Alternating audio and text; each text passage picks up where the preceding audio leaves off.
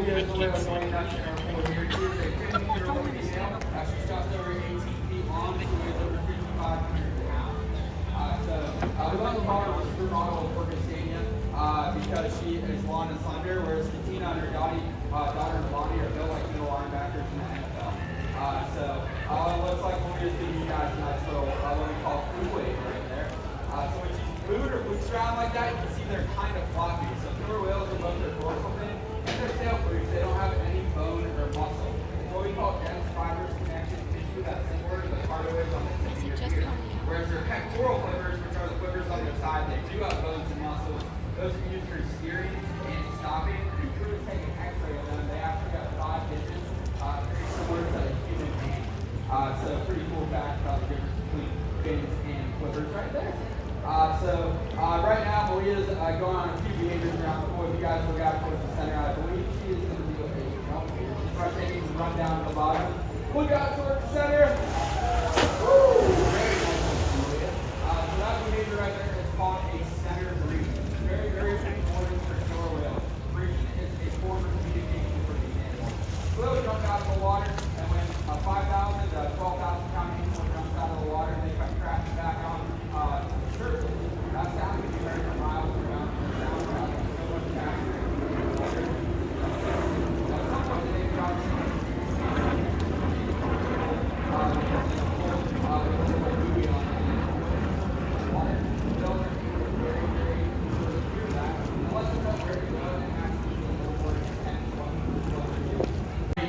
here on the stage now, and we have asked the whales to come over and participate again. It looks like Malia has chosen to participate, and Nalani and Katina have chosen not to, and that is totally okay. So we're going to keep on rolling with our dining program here with Cheryl and Malia, and maybe at some point we will get a surprise appearance from Nalani and Katina. But totally okay. We're going to do some fun behaviors, do a little bit of work around our perimeter of the pool here for you guys. But Malia is coming around again. With Cheryl, and I know we were talking a little bit about the fish they eat, but there's a lot of different things that we can give killer whales other than fish are very important to them, right?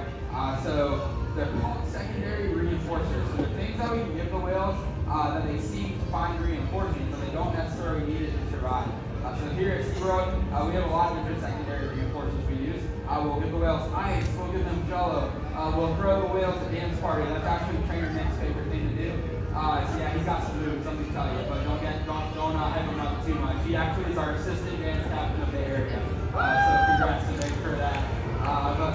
Anyways, Malia's coming around the pool here with Cheryl, and here's Cheryl blowing a whistle from Malia. That's what we call a bridge. It's a lot of technical training terminology, but really in layman terms, what the bridge does is it bridges the gap between the point at which we let the animals know that they're correct and when they get back to us for something fun.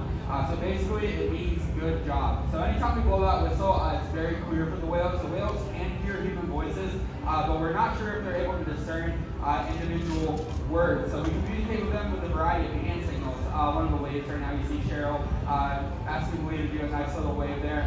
We communicate with those hand signals. Killer whales have excellent vision both above and below the water. And another cool fact is when they're actually at the bottom of the pool and they look up towards the surface, the way the cones in their eyes are, they don't actually have a refraction of water.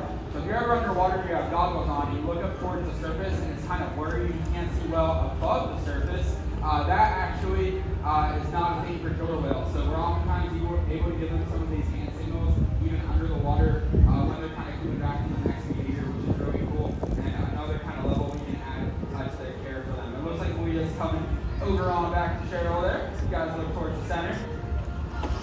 Alright. It does look like we have an appearance from Miss Nalani over here with Nick at stage. She has arrived. She's one of our other killer whales. We just celebrated her 16th birthday. That was a day for us celebrating with Nalani. She was born right here at SeaWorld Orlando. And she's a little bit smaller than Malia is. She's just over 5,000 pounds. So Nalani is our smallest whale here at SeaWorld Orlando. So Nalani and Malia are both in this pool. So keeping a good eye on the boys over there. But working on some behaviors and working on the social stuff like I was talking a little bit earlier. Working on the social behaviors and different things like that. It looks like Nalani has chose to go back in the E pool. It looks like Tina's going for a little swim, picking her up. That maternal instinct in there. Totally okay. those tail flukes. Killer whales are very, very powerful animals. The part of their body between their dorsal fin and their tail flukes is called the peduncle. And it's very heavy, has a lot of muscles in it, and allows them to propel themselves at speeds up to over 30 miles an hour. So they can really hug it through the water if they want to. They also have very unique coloration and what we call counter shading.